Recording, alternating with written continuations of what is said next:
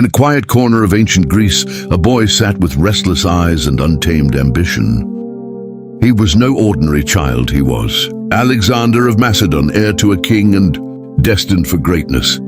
His father, Philip II, could see the fire burning in him, sharp, curious, dangerous. A boy like this could grow into a tyrant or into something far greater. And so Philip made a choice that would alter history.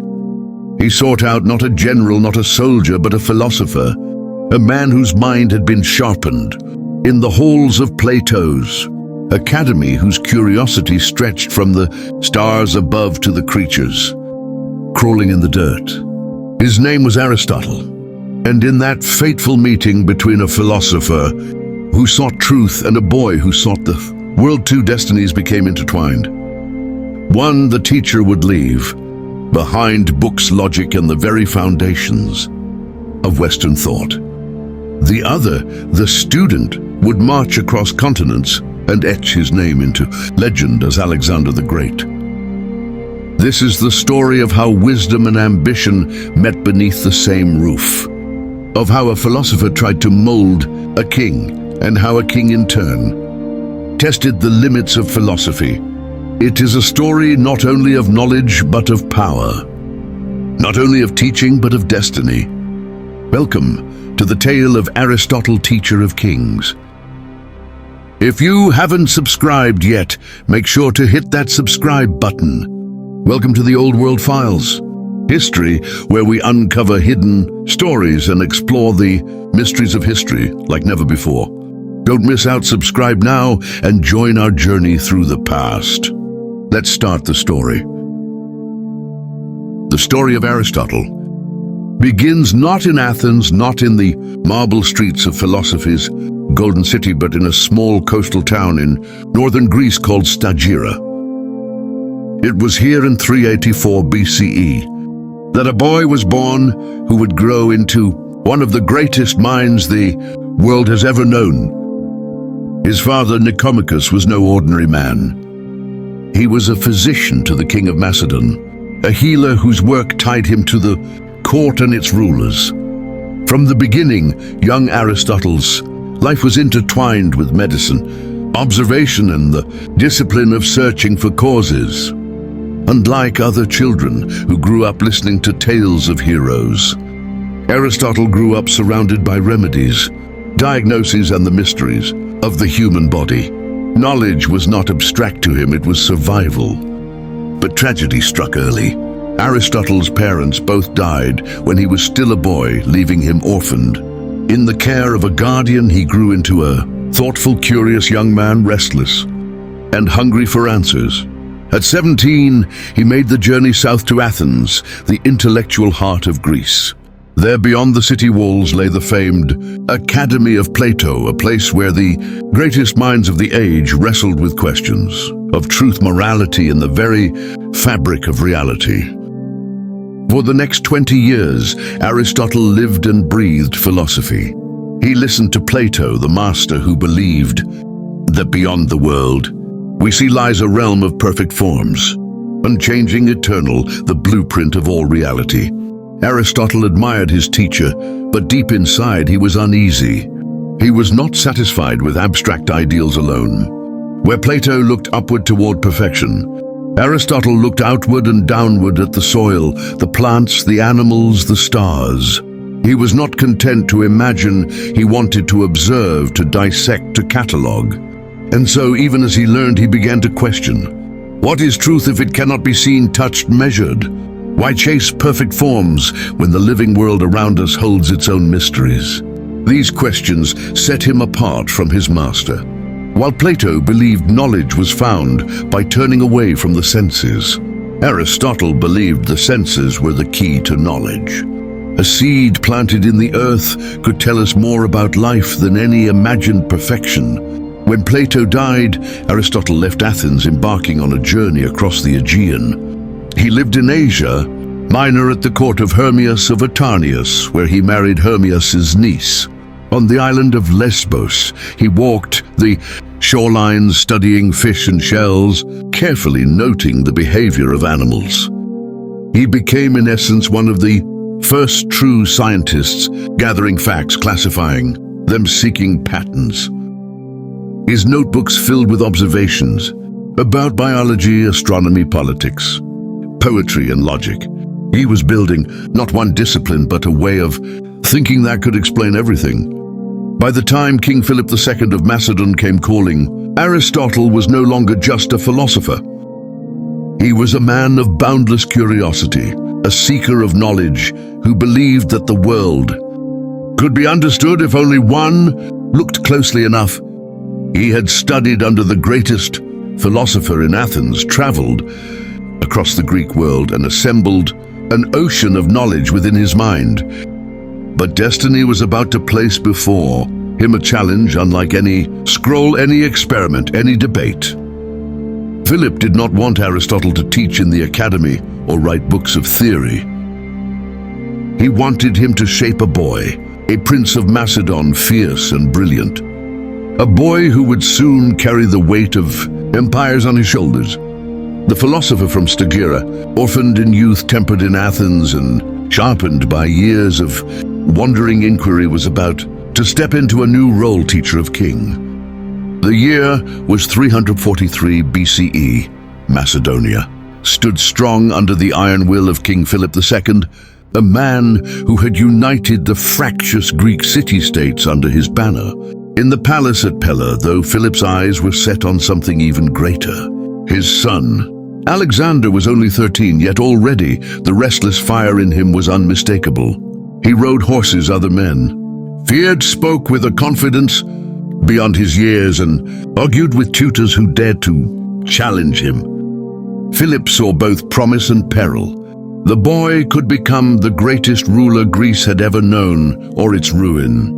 What he needed was not more soldiers around him, but a mind capable of guiding his own. So Philip turned to an old connection from his youth, the brilliant philosopher Aristotle. Once the son of the royal court's physician, he sent word, "Come to Macedon, teach my son not just how to rule, but why."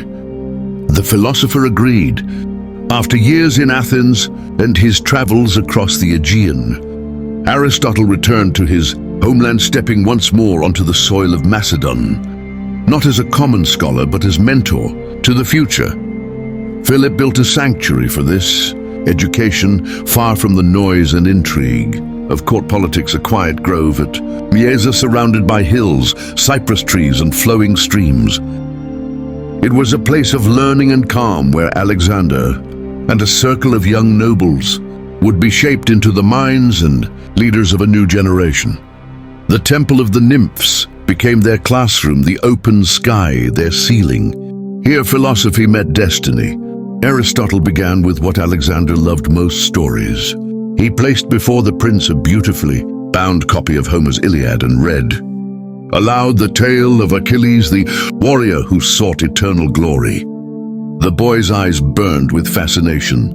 He listened not only to the clash of swords and shields, but to the lessons behind them: honor, pride, restraint, and fate. Aristotle urged him to see that even heroes were bound by the consequences of their choices. To rule others, the philosopher told him, you must first master yourself. Days turned to months, and their lessons grew. Logic and rhetoric, so Alexander could reason and persuade. Politics and ethics, so he could govern with justice. Biology and geography, drawn from Aristotle's own studies of plants and animals, so he would know the world he hoped to conquer. Nothing was off limits. The philosopher taught that every truth, from the stars in the heavens to the humblest, and fit into an ordered whole. Alexander learned that knowledge itself was power, more enduring than armies, more dangerous than steel.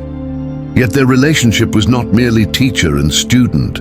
It was a meeting of two extraordinary minds, one driven by reason, the other by vision.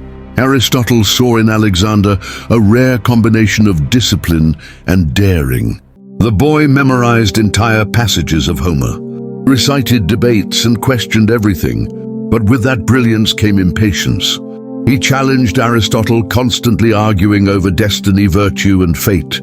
Sometimes the lessons ended in silence, one man grounded in logic the other, soaring toward legend. Among Alexander's companions at Mieza were other young nobles. Ptolemy Cassander, Hephaestion men who would one day command armies and carve kingdoms from Alexander's empire. They learned side by side, competing, debating, and absorbing the wisdom of their mentor. It was here that the seeds of empire were planted, not in the barracks or the battlefield, but in the shade of olive trees, where a philosopher spoke of virtue and justice.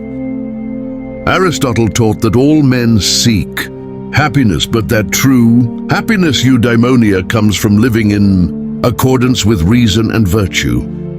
These were lofty ideas for a teenager, yet Alexander listened. The philosopher's words began to shape his moral compass. Courage tempered by wisdom, ambition guided by purpose. And yet Aristotle also taught a lesson that would one day divide them, that the Greeks were born to lead and others to be ruled. It was a view Alexander would one day defy. Still, for now, the young prince absorbed everything. He learned that philosophy was not weakness, but discipline, that the same focus needed to master a blade was required to master the mind.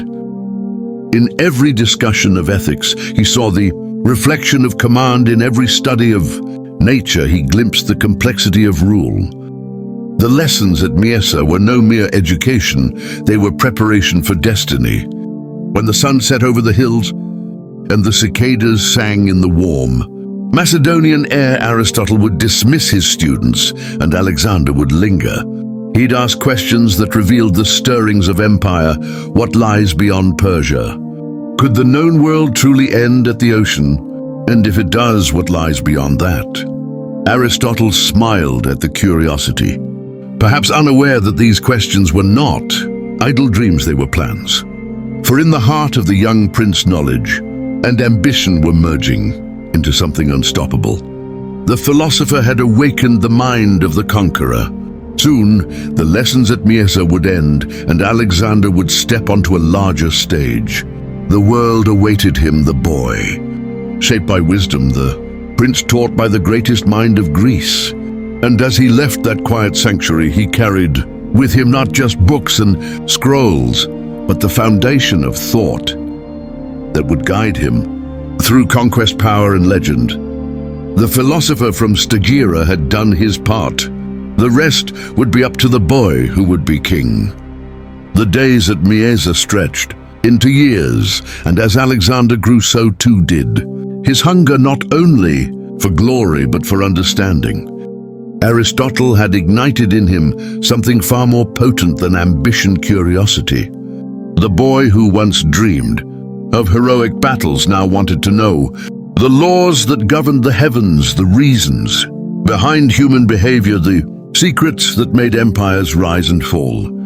And Aristotle, ever patient, ever precise, fed that hunger with the wisdom of 1,000 scrolls. Under the shade of olive trees, Aristotle taught Alexander that knowledge was the truest weapon of a ruler. Steel breaks, he would say, but ideas endure. He taught him logic, the art of reason, rhetoric, the power to persuade, ethics, the discipline to do what is right even when it is difficult. For Aristotle, philosophy was not a subject to be studied, it was a way to live. In their lessons, Aristotle often turned to the concept of virtue. He told Alexander that greatness did not lie merely in conquest, but in balance. To be brave is not to seek danger, he said, but to stand firm in the face of it. To be generous is not to give recklessly, but to give wisely. Every virtue, he taught, stood between two extremes: courage between cowardice and recklessness, temperance between indulgence and apathy. A king, therefore, must live in the middle ground, where wisdom rules over passion. Alexander listened intently, but he was no passive pupil. He challenged Aristotle, questioned him, and sometimes even argued fiercely. If moderation is the key, he once asked, then why do heroes always live at the extremes? Aristotle smiled. Because heroes seek glory. he replied, "but kings must seek order." That simple exchange captured the heart of their bond, the tension between philosophy and destiny, between the world of reason and the fire of ambition. Their discussions were not only about virtue. Aristotle taught Alexander about politics, dissecting the forms of government, democracy, oligarchy, monarchy, and their strengths and weaknesses. He told him that a ruler's duty was not only to lead, but to understand the governed. A good king, Aristotle said, rules, not for himself, but for his people. A tyrant rules for his own pleasure. Those words would echo years later as Alexander stood over conquered lands, deciding whether to rule through fear or inclusion. But the philosopher did not shy away from hard truths. He told Alexander that the Greek world saw itself as the light of civilization, a torch against the darkness of barbarism. Lead the Greeks as brothers, he urged, and rule the others as subjects. Show them reason if they can understand it, strength if they cannot. It was a belief deeply rooted in Greek thought, one Aristotle never questioned. Yet it was also a seed of division, one that Alexander in his own time would one day reject. Beyond politics and ethics, Aristotle's lessons stretched into science and nature. He taught Alexander how to classify plants, how to observe animals, how to understand the workings of the human body and the stars above.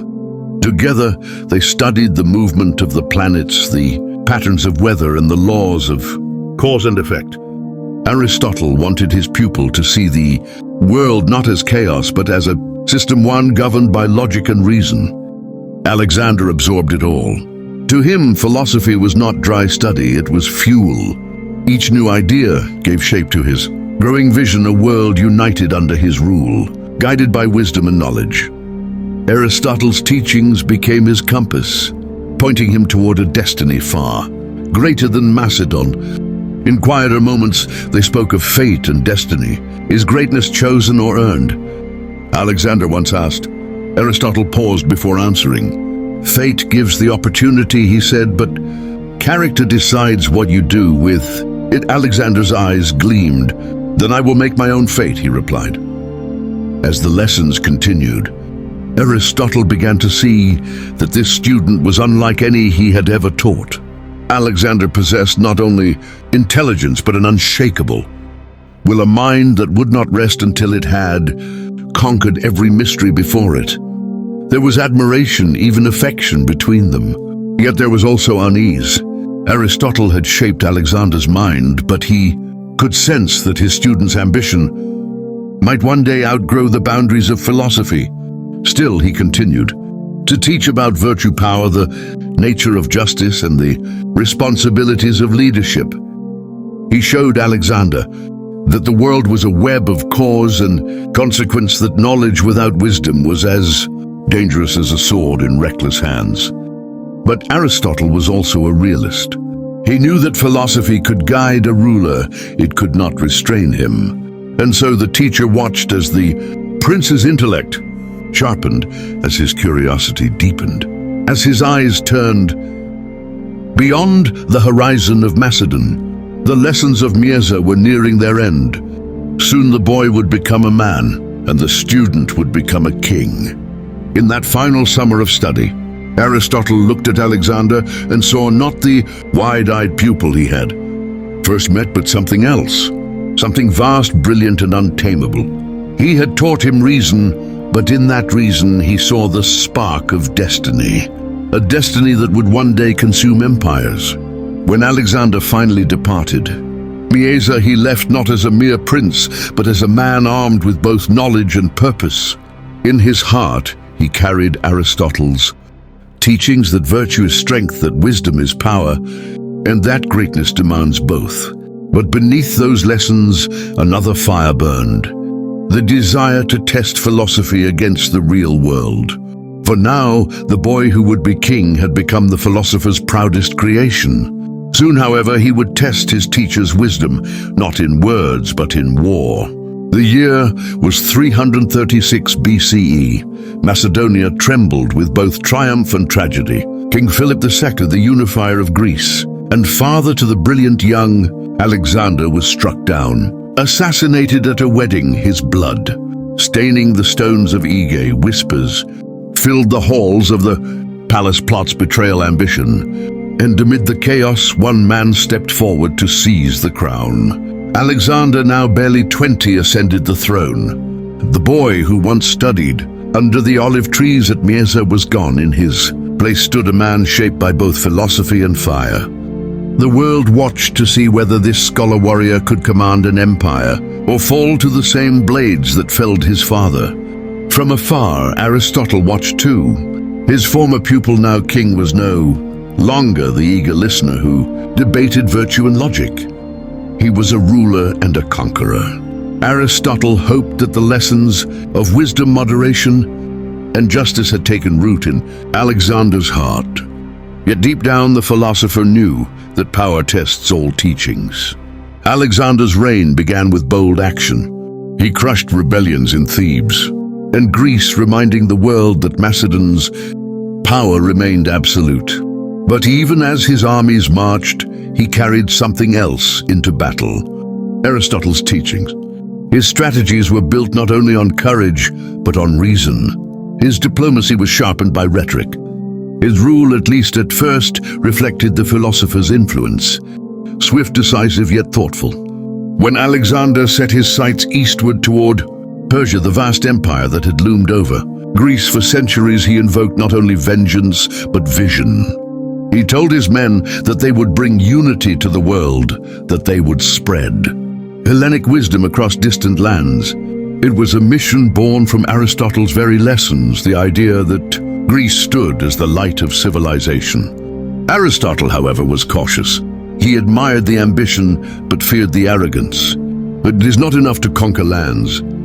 He once wrote to Alexander, "Oh, you must conquer yourself, but ambition is a fire that reason cannot always contain." As Alexander crossed the Hellespont and stepped onto Asian soil, he declared, "I will unite East and West under one crown." To his men, it was destiny. To Aristotle, it was danger. The teacher had taught him to seek wisdom, the student sought immortality. In Persia, Alexander's victories came swiftly at Granicus, Issus, and Gaugamela. The boy Aristotle had once guided was now a legend in the making. Word of his triumphs reached Greece, where Aristotle listened with pride and unease. He recognized in those victories both the brilliance of logic and the shadow of unchecked ambition.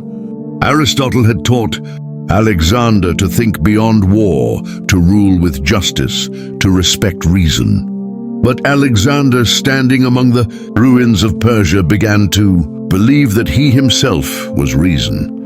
He adopted Persian dress customs and courtiers. He began to see himself not merely as a Macedonian king, but as a universal ruler. And in that transformation, the distance between teacher and student began to widen. Aristotle, still in Greece, continued his work, teaching at the Lyceum, studying the natural world, writing treatises on politics, ethics, and metaphysics. But as the news of Alexander's eastern conquests grew, whispers arose that the philosopher's own words had helped create a man who no longer bowed to reason. Their correspondence, once filled with respect and warmth, turned distant, strained. Aristotle had taught moderation. Alexander now demanded worship.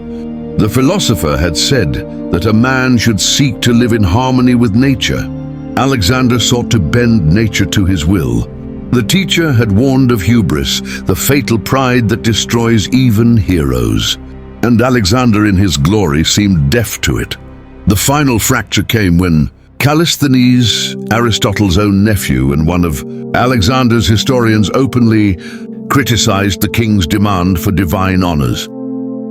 For his defiance, Alexander had him executed. To Aristotle, this was not merely a political act, it was personal. His blood, his family had been sacrificed to the ambition of his former pupil. In that moment, the philosopher understood what perhaps he had always feared, that no amount of wisdom could temper the will of a man who believed himself a god. Yet even as their ideals diverged, Aristotle never denounced Alexander. He spoke of him with both admiration and regret, proud of the student who had brought Greek culture to the world, sorrowful that he had lost the humility of the student who once listened beneath the olive trees. Meanwhile, Alexander's empire expanded beyond measure: Egypt, Babylon, the Indus Valley. His name became legend, but within that legend, the echo of Aristotle's lessons still lingered. In every act of statesmanship in every city, founded in his name, there was the trace of his teacher's philosophy, reason cloaked in ambition, order within conquest. And yet, as Aristotle watched the empire grow, he could not escape one truth: he had shaped the mind of a king who had outgrown philosophy itself. The teacher had given the student the tools to understand the world, but the student had used them to claim it. As years passed, both men aged into different worlds. Aristotle, the man of logic and words; Alexander, the godlike conqueror of nations. But their bond, though strained, remained eternal. The link between thought and action, mind and might. For every conqueror carries the ghost of his teacher, and every philosopher wonders whether his wisdom can survive the heart of power. And so, across time, the question lingers: did Aristotle create the greatest ruler in history, or the most dangerous one? The year was 323 BCE. The city of Babylon shimmered under the desert sun, a city of conquest, of legend, of exhaustion. Within its towering walls, the greatest empire the world had ever known teetered between glory and decay. And at its heart, in the palace once ruled by the kings of Persia, Alexander the Great, the philosopher's student, the god-king of 1,000 lands, lay dying. He had marched farther than any Greek before him, from the mountains of Macedon to the sands of Egypt, to the rivers of India and beyond. He had defeated kings, founded cities, and dreamed of a world united under one vision. But now the fire that had once driven him was fading. Fever consumed him, his voice weakened. The same man who had stared down armies now struggled to lift his head. Outside his chamber, generals whispered and argued over the empire's future. Who would rule after the god-king fell? But within that room, as Alexander drifted between consciousness and dreams, another figure haunted his mind. Not a soldier, not a rival, but a teacher. He remembered the lessons beneath the olive trees at Miesa, the calm voice of Aristotle teaching him about balance, virtue, and moderation. The philosopher's warning echoed now like a distant bell. To conquer yourself is the greatest victory, and Alexander, lying on the edge of death, understood. That was the one victory he had never achieved. Far away in Greece, Aristotle too was nearing the end of his journey. He lived quietly in Chalcis after fleeing. Athens accused of impiety, the same charge that had condemned his own teacher. Plato's master Socrates. History, it seemed, repeated its ironies. The greatest thinker of Greece now lived as an exile, reflecting on a world forever changed by the student he had once taught. He heard of Alexander's failing health from travelers' rumors carried on the winds of empire. Some said the king had been poisoned, others that he had simply burned himself out, consumed by his own relentless drive. When the final news came that Alexander had died at just 32, Aristotle was silent. The philosopher had once imagined that his teachings would shape a wise and just ruler, and in many ways they had. Alexander had spread Greek language, culture, and knowledge across continents. In every city he built Alexandria, in Egypt, in Persia, in India. Libraries and academies followed. The torch of Greek learning, Aristotle's torch, burned brightly in foreign lands. Yet in his death the empire crumbled, divided among generals, torn by ambition. Aristotle saw the paradox. Clearly the mind he had shaped had conquered the world, but not himself. The philosophy that was meant to guide reason had unleashed empire. In Alexander's triumphs, Aristotle's ideas had lived in his fall. They had been forgotten. And yet the philosopher did not despair. For he understood something Alexander never had, that ideas outlast empires. Stones crumble, kingdoms fall, but knowledge endures. The Lyceum continued its studies. His students continued to write, to think, to question. And though Aristotle's own life would soon end, his words on logic, ethics, science and politics would echo across millennia. He had outlived kings before. Now he would outlive the greatest of them all. In his final days, Aristotle wrote to a friend, "I owe much to my student, for he showed me that the power of thought is both creation and destruction." It was a philosopher's reflection on a truth as old as humanity, that knowledge once set free cannot be controlled. As the years passed, both names, Aristotle and Alexander, became legend. One remembered as the mind that defined human reason, the other as the hand that reshaped the world. Together, they embodied the eternal struggle between wisdom and power, thought and ambition, teacher and student. When people speak of empire, they speak of Alexander. When they speak of reason, they speak of Aristotle. But the truth is, one could not exist without the other. The conqueror needed the philosopher's guidance. The philosopher needed the conqueror's legacy to carry his ideas to the ends of the earth. In the end, as centuries passed and empires rose and fell, their story remained. The tale of a teacher and his king, bound forever by knowledge and destiny. For though Alexander's body lies buried, his dream still flickers in the human spirit, the dream of greatness, of unity, of reaching beyond the known world. And Aristotle's words still whisper through time, reminding us that true power is not in conquest or crowns, but in understanding. Because kingdoms fade, but wisdom endures forever.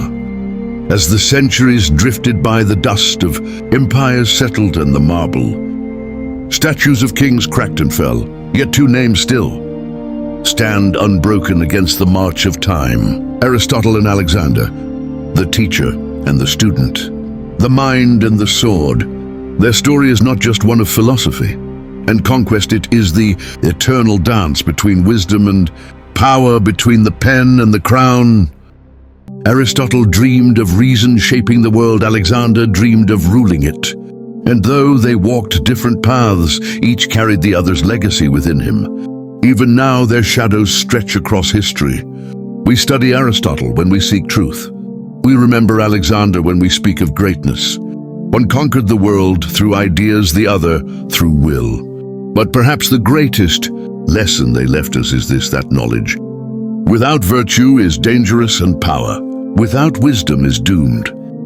So when we look back on the boy from Stagira and the prince from Macedon, we see more than a teacher and his pupil. We see the birth of an idea. That thought can shape destiny, and that destiny in turn can test the limits of thought. And long after their empires turn to dust, their story still whispers one truth through the ages. The mind creates the world, and the world in the end remembers the mind.